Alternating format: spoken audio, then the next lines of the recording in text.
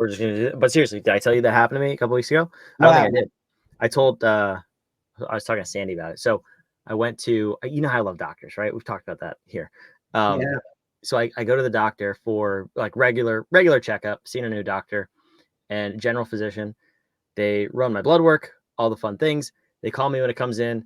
They're like, your A1C is high. Your triglycerides are elevated and your HDL is low. Your good cholesterol is low. And I was like, super cool. What's the prescription, doc? And they're like, well, have you thought about diabetic therapies? I'm like, yeah, for the last 22 years. I have a whole pad here, right, devoted to it. Yeah. Got my name on it and everything. I'm pretty well versed in diabetic therapy. I know I have that disease. Thank you for the late diagnosis. It's amazing how they don't read, right? And then about the other two, they're like, okay, so then for the triglycerides, that's a fun word. That's why I'm not a doctor. And the HDL, they're like, okay. That's why you're not a doctor. That's the only reason. They're like, drink more water, eat more fruits and vegetables, and get at least 3 days of exercise a week. And I didn't even respond. I just said okay to all of them because I was like, you're an effing idiot at this point. So this is why blanket prescriptions without asking questions, business or medical, don't make any sense to me, because I work out 7 days a week for at least 45 minutes a day. I eat the cleanest diet you possibly could. I usually only eat green things and fruit. Very rarely do I have anything outside of that. And I drink 1 to 2 gallons of water a day. So I was like, you didn't ask me what I'm doing. How am I supposed to do more than that? I don't think this was a very good prescription, doc. No. It blows my mind. But that's the same thing. It's like, why are we just telling people what to do with their businesses without asking questions first? Bunch of idiots. And didn't this just happen to me on a podcast? Yes. They led me into it. They're like, well, what are your challenges? We don't have any challenges. I mean, we're working on things. Yeah. We want to know. The audience wants to know. What are you working on right now? Oh, right now it's lead gen. Here's all the things you're doing wrong with lead gen. Who the hell said we were doing anything wrong with it? You coaxed it out of me. What's the big hurdle right now? Don't have one. We're killing it. Oh, but everyone's got a challenge. We have things that we're doing. Yeah, it's a mess. We're all doing all kinds of things, right? No. See, because we have a system. I'm on your show not to talk about your thing. You're not diagnosed. I'm not here as a patient. I'm here as another surgeon. What are we doing? Yeah, talk to me. How's your heart? Yeah, I know. We're both heart surgeons. We're talking about the heart, right? Yeah, but you know, because sometimes we can't see it for ourselves. Can't do surgery on yourself, right? Can't do it. Okay. Are you trying to do surgery on my heart? Do you think I have a problem with my heart? Well, what's your big problem with your heart? I don't know. I guess I wish it were stronger. Here's 11 things that you haven't been doing to strengthen your heart. Never said I wasn't. You asked how I could get better. You asked. You loaded it up. I never said and now I'm here and here's the 5 things. You don't made know. Me answer. Because you don't know anything about, because you can't see it. We can see it. We have a diagnostic. Hey, you want to talk about that? Let's do that. Welcome back to The Ether, the show that disrupts the way you think about running your business. Join me, Brandon, and my co-host, Sean Delaney, the creator of What If, on today's episode. Our goal is to provide context around what we talk about so you have the clarity to cut through the noise and the confidence to grow and run a truly harmonious business. Let's jump in and take the next step to achieving business freedom.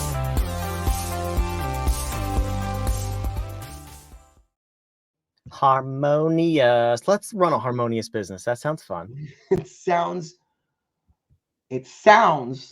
wonderful. Oh, it sounds wonderful. It does. Here's the big promise.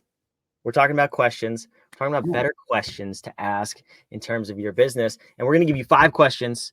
Here's the clickbaity title. Every business owner needs to ask to get through hard times. Sean, your first guess, what area of our diagnostic are we going to be going through today? To get through hard times? Mm-hmm. Modify. No, it's not modify. Yes, it is. But go ahead. Well, then it is. Point taken. No, let's see. Let's see. I don't know where you were going. Again, well, tell me about your heart, Brandon. Here's the 11 things that I'm doing to make sure my heart is in good shape. My original intention was navigation, because that's it always comes back to navigation. Yeah, we haven't gone through these 5 questions though. So you tell me. We're going to go through the whole diagnostic over the course of 8 more weeks. So you pick. We have not done either navigation or modify. So you tell me, where are we going? Where are we driving this ship? Well, everything has to start with navigation. If we haven't done navigation, then let's do navigation first. I thought you meant, hey, hard times, something's happened, we need to pivot. The ability to pivot is in modify, change management, that kind of thing. But if you mean how to be set before the hard times even come, build the lighthouse before the storm, let's do that. Amen. That's always the foundation. It's where we start with all of our clients. Yeah. And it's one of those things. Yeah, I'd rather do it when we don't need to, so that when the hard times come, because they always will, there's always challenges. We just talked about challenges, whether real or made up or pulled out of somebody. Let's have something to look at to kind of pull us in our business forward. That's the whole goal. Yeah. So let's go through these 5 questions. We're going to ask you. So what don't you like about your wife? Well, no, I mean, I love everything about what you, everything, every single thing. There isn't any, everything. Oh, come on. Well, and then insert, I'm not going to say a thing, like insert thing here that a guy would say, the most innocuous thing. Well, I mean, if it had to be one thing, like, yeah, one thing. You've been married forever. The way she chews her food. Oh, you think she chews like a horse? And here's how we can resolve this, because really that comes down to communication. You guys aren't communicating about how her eating habits are disgusting to you. No one said these things. What are you doing, right? What are you doing? So you're very upset about this. I'm just saying it's a little gimmicky and tacticky, and here's how to get something out of a show that you don't need to do to get out of a show, right? Like, let's not manufacture problems for people until we actually diagnose what their problem is, because when people throw their problem at us, I have a time management issue. They don't. What's the first that we go? Maybe you do questions. We never take them at even what they say. So to extract something from somebody with a certain set of no. We want to understand first. So yeah, let's talk about the questions we would ask to see where people are on navigation, because it all starts there. Let's do it. So the questions we're referencing come from our our diagnostic tool, which you have access to. It's down in the show notes below, wherever you're watching or listening. We'll put it on the screen at some point too. Whatif.com. Actually, it's on the screen right there under my name. If you're watching, go to whatif.com. If you want bad 2.0, go over to, this way, Sean's screen, whatif.com/clarity. Got some juicy little nuggets there for you. So more on that later. But anyway, the bad, we're going to start with our diagnostic 50 questions that we ask every single business to see how harmonious their business is.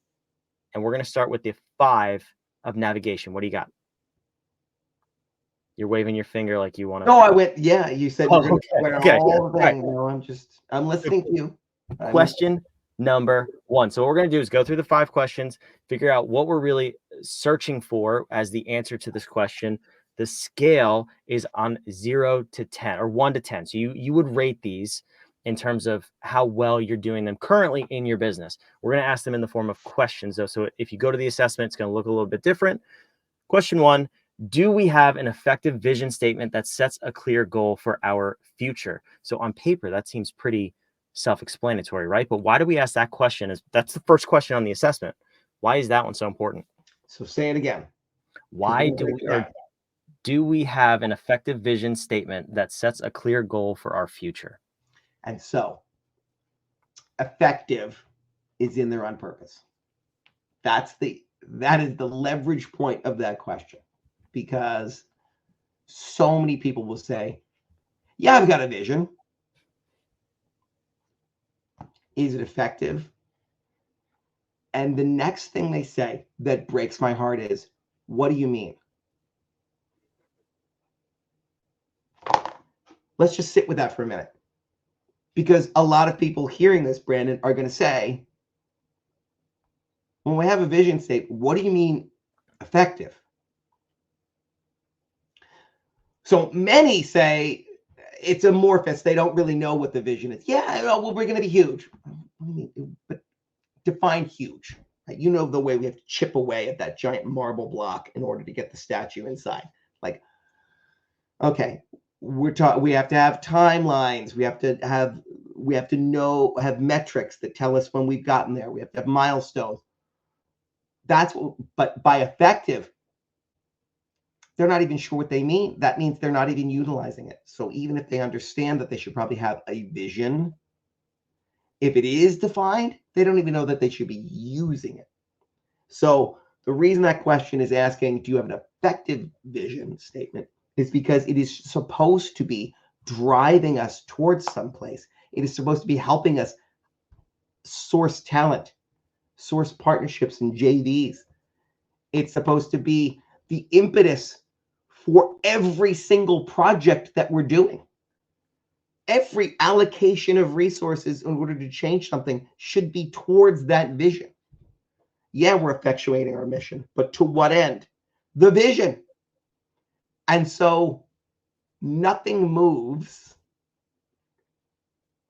if everything were perfect in your business, your life, in everything, in anything, in any moment. Life wouldn't have to move on. It wouldn't have to transform. It wouldn't have to grow to anything. We have reached nirvana, bliss, the pinnacle, godhood. Nothing else needs to happen. We're not there. Of course we're not there. Well, Sean, when you say it that way, it's obvious. Yes, on purpose. So there is change happening because of your business. You are moving towards a thing. What is it? If you do not know, I don't know why you're doing anything in your business. And so that is why it is the first question, and that is why it is stated or asked in that way. Yeah, my follow-up question to this is always when we're doing a bad review and a breakdown call, because some people put 10 and they think, no, my vision, it's perfect. I know what I'm doing. I know where I'm going. I just say, what is it? What's your vision statement? And they have to go, oh, I have it written down. Let me go see it. Immediately you get a 1. Because that eliminates the word effective. We have a vision statement. Cool. It's on paper somewhere. You've done it, but effective means you're using it. And it's like you said, driving you towards an outcome. If you don't know it, if it's not integrated into your entire team, like if your employees don't know it, it's a 1 or a 0. And I'm good with, you can't state it verbatim because you're really gussied up. You really gussied it up. It was very flowery. But if you can say, yep, 25,000 businesses running harmonious by 2026. Or well, I'm making it up, right? Boom, done. And then when we read it, oh, it's great with this impact and this, that, all the bells and whistles, that's great. But if every single employee can say, vision's this date, this metric, done. Through the filter of the other things that we're going to get to if we're doing navigation. But that's the purpose of that. I love it. That's easy. It is an easy one. It's simple. It's a simple place to start. Simple. It's so important to start there. So simple. These things are so simple, they can be ignored. Yes. And they often are. All right, done. Question 2. Mission. Oh, it's the second part. Mission, vision. This all makes sense, right? It's coming together. Also simple. Do we have an effective mission statement? Period / question mark. And are our employees motivated by our why? So it's 2-part question. Same thing. It's 1 out of 10. But first of all, break down these 2 parts. So again, we have effective mission statement. So that's 1. And then our employees are motivated by our why. So originally this was just the first, which was effective mission statement. Mm-hmm. But so many people still didn't understand what I meant by effective that I was saying, because too many of the entrepreneurs I was seeing who said yes to it. If you say no, yeah, what's a mission statement? Okay, great, you're there. But if they say yes, 100%, I found a delta in they thought I just meant them. So the ones who had it said, of course I know my mission. It's the whole reason I started the company. So this is for those heartfelt,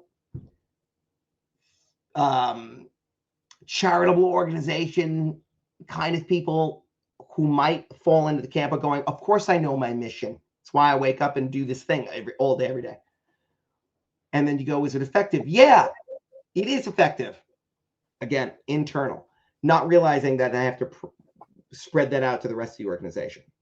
And so I wasn't getting the answer I wanted from just asking the first part, because effective, they weren't extrapolating, right? And it didn't happen so much with vision. It was like, if you got the mission part right, then the vision would, but the vision had to come first, because why else do anything?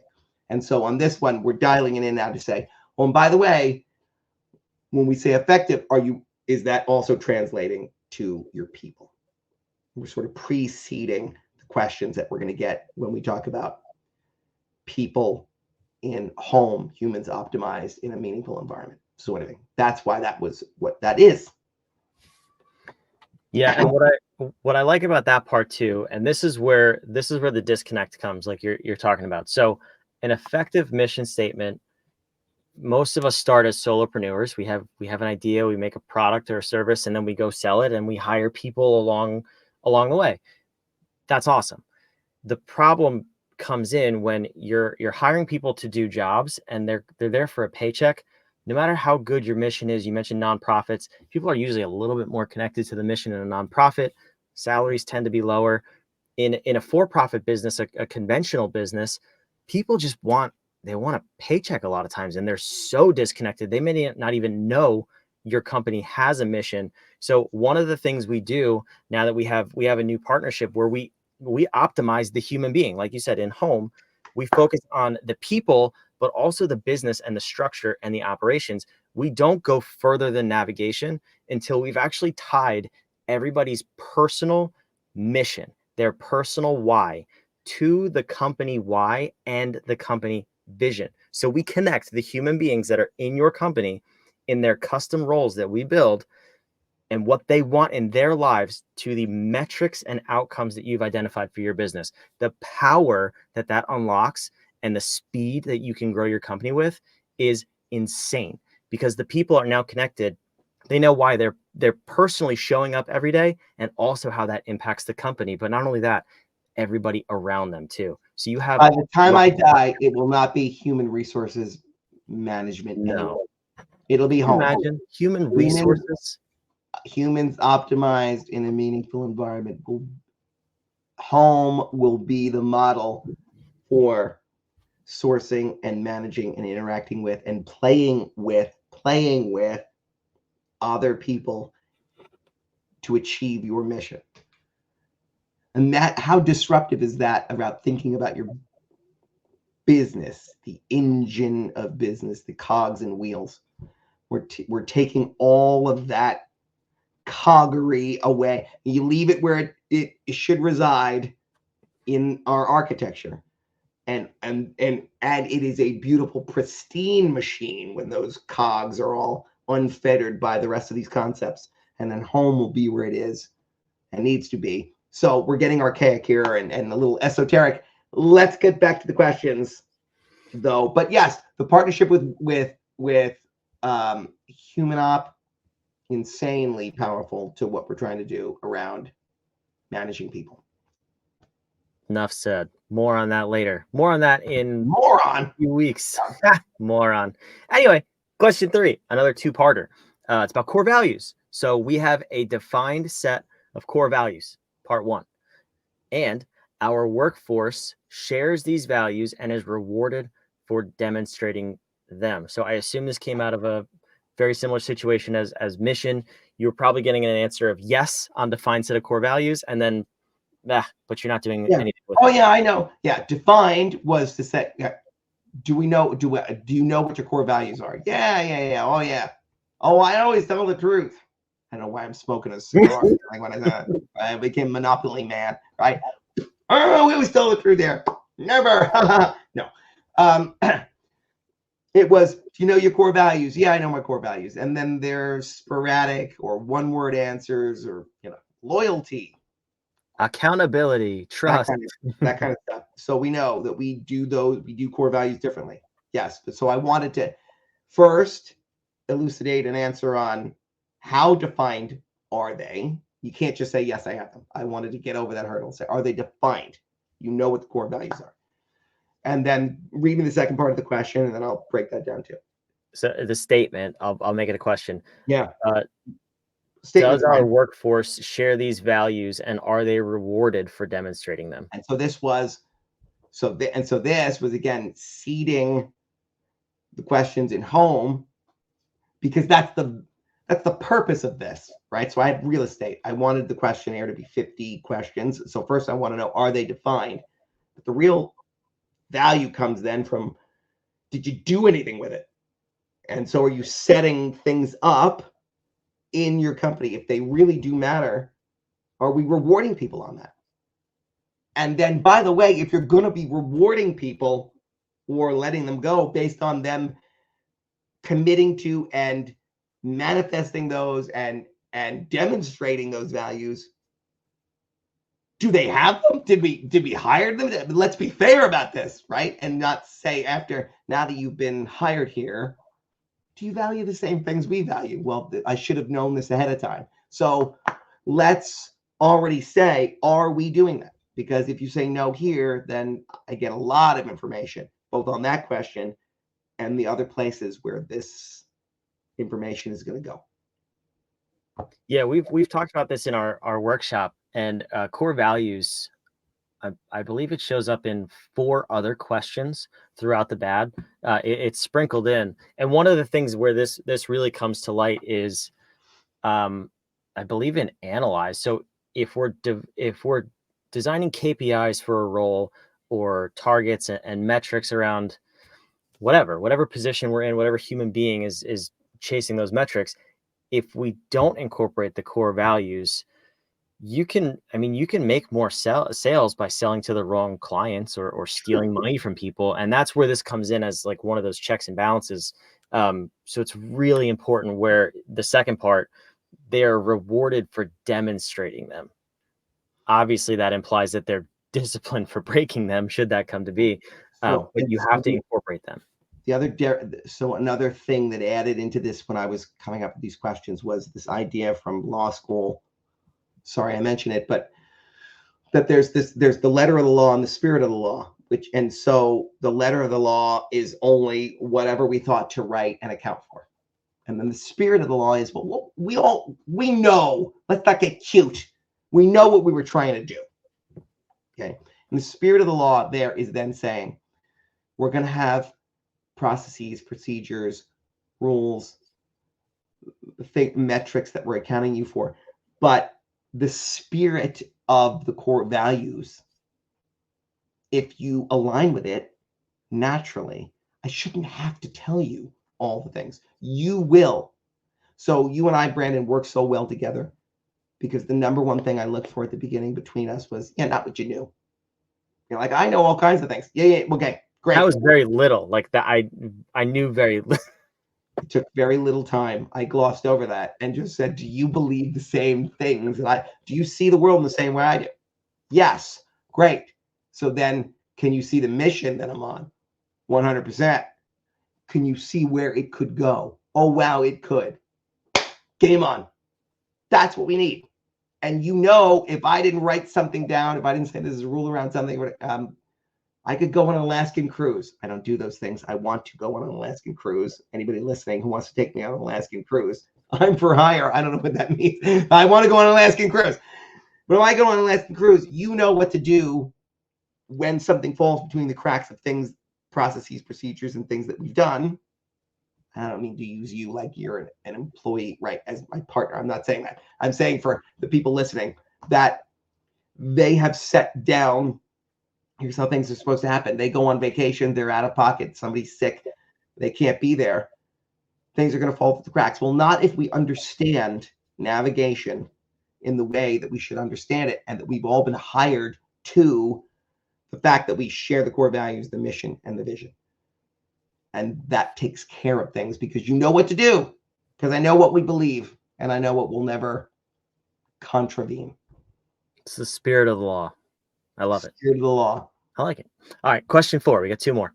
So this is about the time designated for strategic planning. So do we have a time, and here's that little word again, time and process for strategic planning?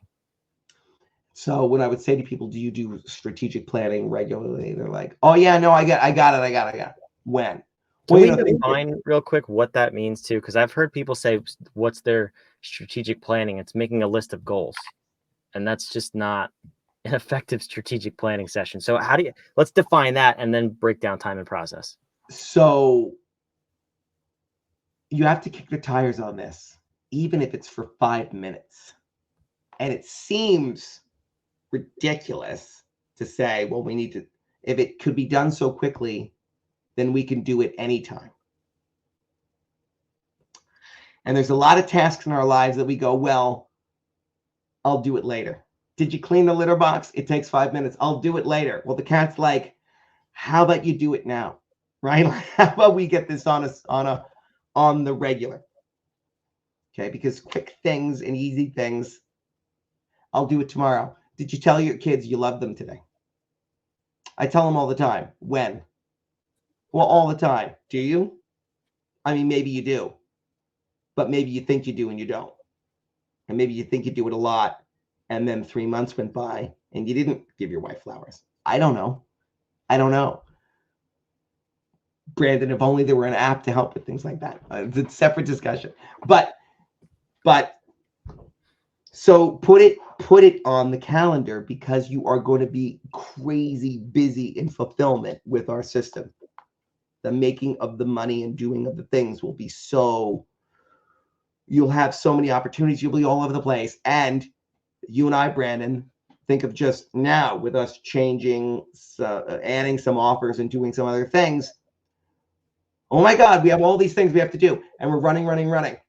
Yet, first of the quarter, first of the month, we have checkpoints that we go, let's take a second. Let's kick the tires on this. Do we still believe all the same things we believe? Yes, we do. Amen. Great. Is the mission the same? Has not changed. We read it. Maybe it hits us differently today. Maybe it is different. But because if you don't check in on these things, your feelings can shift slowly, boiling the frog over time, moving you off of where you were, and suddenly you are disharmonious. There's friction. There's some kind of tension. Why doesn't it feel the same way? Well, because the boss person has been simmering askew for 7 months on something, and we didn't kick the tires to say, do we still believe these things? Still love these people that we're trying to help? Still want to help them in the same way? Do we still think we can achieve that vision, or do we have to adjust it? Up or down? Because you and I have had to adjust it up twice and say, does this change other things? Yes. Had opportunities where we could say, ooh, we could do this to adjust our vision, but do we have to compromise one of our core values? Yes. Do we want to do that or not? You have to bring it back there. You can't just run and gun, especially if you have more than one partner. Right? I think about that with the other business that I'm building. Multiple partners. Massive opportunities come in. We stopped for a minute and said, let's do this. Right? That's a process to say massive changes up or down that could affect our vision could lead us astray. Right? Somebody literally said to me, yeah, but when you're handed $500 million, your values could go out the window. No, oh no, they couldn't. Wait, what do you mean they could? They couldn't for me. Are we all good? What are we willing to do? You have to stop there. and check that amongst all the parties. Otherwise, siren songs pull the ship towards the rock. So that's what I'm trying to get at there and start to pull at. Do we have a timing, a rhythm, a cadence? Some people are like, every team meeting, we read the core values and the mission and the vision. Okay, I think that's overkill for most organizations. Maybe not for them. And if not for them, and that's what they hire to, and that's what they love, God bless, let's go. I don't like we do it when we do it, but we all get it. No. If you are not watching it, if you are not keeping that wheel on track, it is moving. It is. Keep it on track. We can leave it there. Love it. Question 5, final question. As our leadership team plans, do we ask our employees for their ideas? Tell me about that real quick, because I want to unpack that question, but also from your history in the Fortune 100, these massive companies, how often are employees just kind of stepped on and told what to do? We'll unpack it in the reverse. All the time, they're stepped on. Many times I see corporate surveys being misused. Either I have seen in corporations where you'll have several executives at the table, all representing the different ways it could be wrong. Some like, well, we've got to ask them so they feel like we asked them. Right? Let them eat cake. What kind of elitist kind of, I've heard this in the halls of massive companies that you're trying to be. Well, if I only get up there at success, that's at that table somewhere, because the institution allows that to happen, because it's managed out, massaged out, it's mayonnaised out, the impact of that. But there are literally leaders out there that like, we have to ask them because we have to ask them. Check the box, make them feel like they were heard. Your voices matter. Vote here, and it all goes into, it's just one big tube into the incinerator in the basement. Right? Human resources. There you go. And remote counts. Towards what?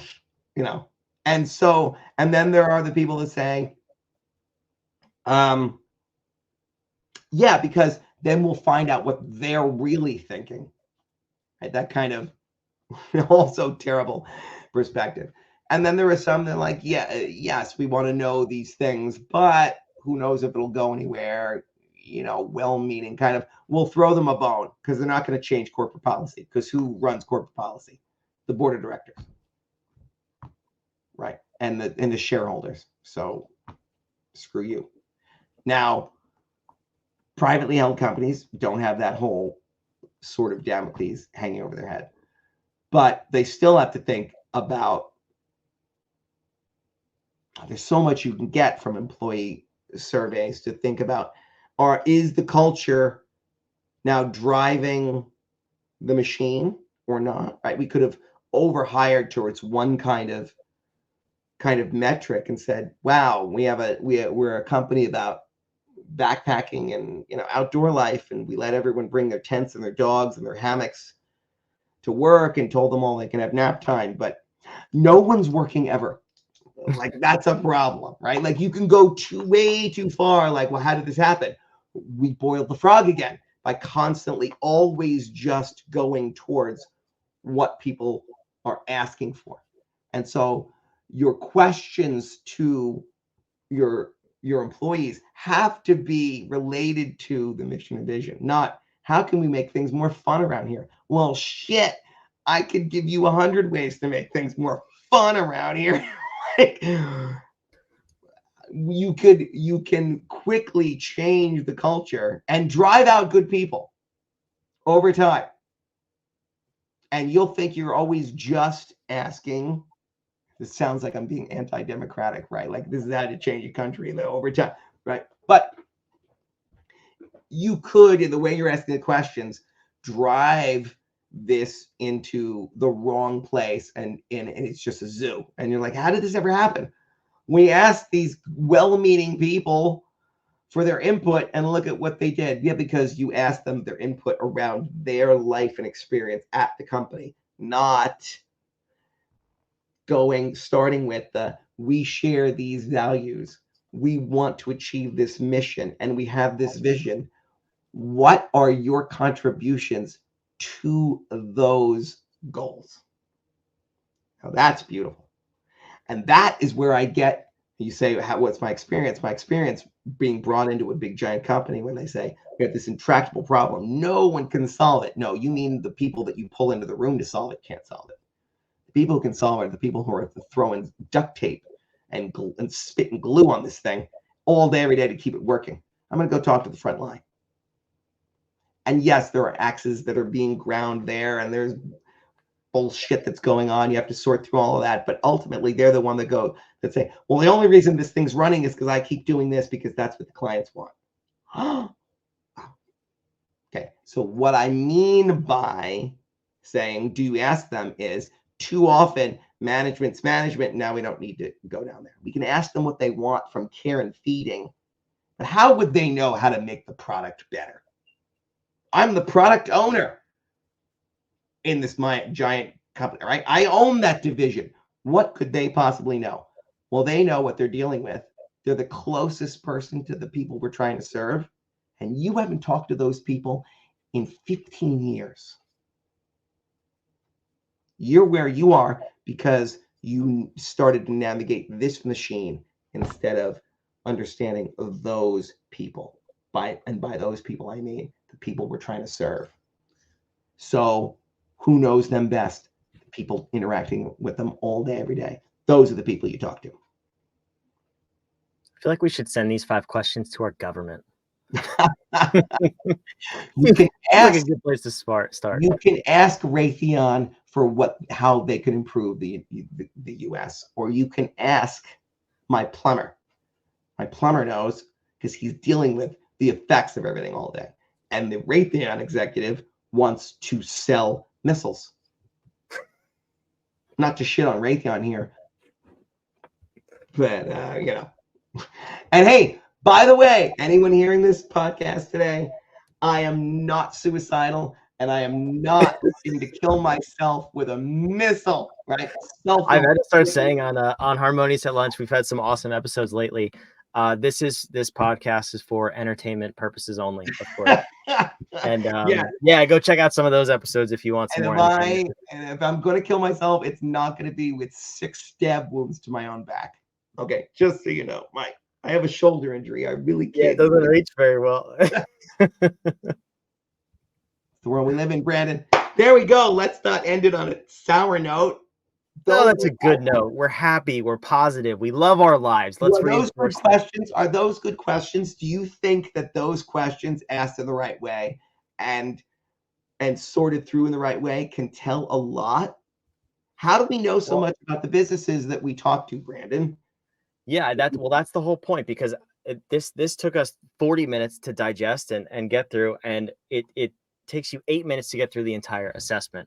Obviously there's more to be unpacked than meets the eye, but looking at the questions with a critical eye and really breaking them apart word by word and thinking about it, does my company have an effective vision statement? Like, really break that down. Think about it. That sets a clear goal for our future. That's the whole point of all this. When we go through these reports with our clients and potential clients, really, as we're onboarding them with this assessment, I have the most complete picture of their business. They're actually usually stunned by how much I know about their business.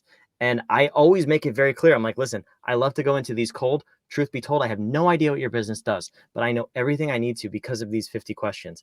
And that's the power of having a tool like this and being able to use it to navigate. That's the section we're in today. Navigate your course for the future. So we're going to do this 8 more times over the next 8 weeks for every single section. Sean, this is crazy.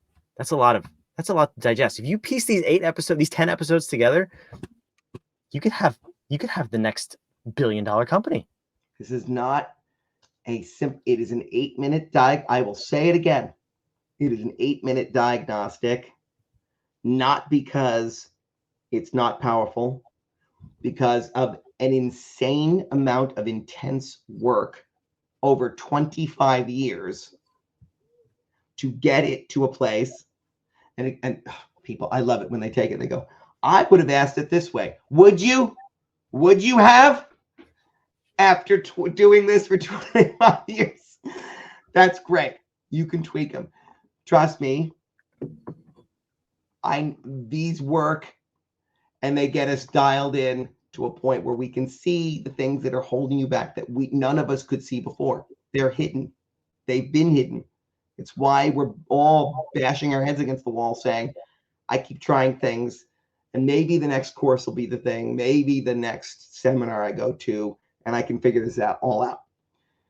Right? There are hidden problems, and this diagnostic is designed there just to open it up and find where the problems are. And then there's a million more questions afterwards. Trust me. But the real question is, what are the 3 things I need to do to grow my business? What should I do? Can you help me? Stop listening to those people. Enough of this crap. We'll see you next week on the ether. Go take the bath. Take the bath.